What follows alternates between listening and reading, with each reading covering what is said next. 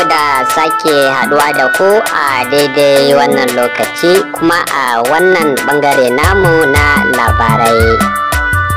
Jaruma Hadiza Gabon ta ɗauki Maryam Yahya zuwa asibiti domin binciken gano sahihin rashin lafiyarta. Idan wannan ita ce haɗuwarmu da kai ta farko, kai muna subscribe tare kuma da danna muna alamar ƙararrawa.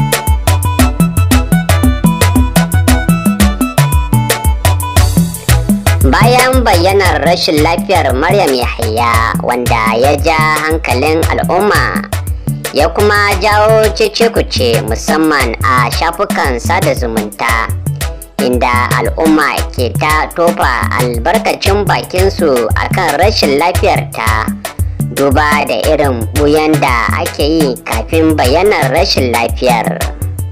Wannan ya sa jarumar ta fito ta gaya ma duniya gaskiyan abin da ke damunta, amma duk da hakan wasu sun ki yarda da abin da ta faɗin, inda wasu ke ta zargin an yi mata asiri ne, wasu kuma ke ta tofa albarkacin bakinsu.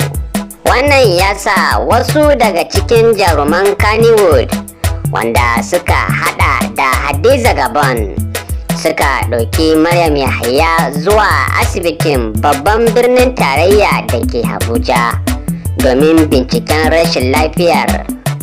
Wannan namijin ƙoƙarin da Hadiza Gabon ta yi na ɗaukar 'yar uwar abokiyar sana'arta zuwa asibiti domin nema mata lafiya don ta dawo ta ci gaba da hulɗarta.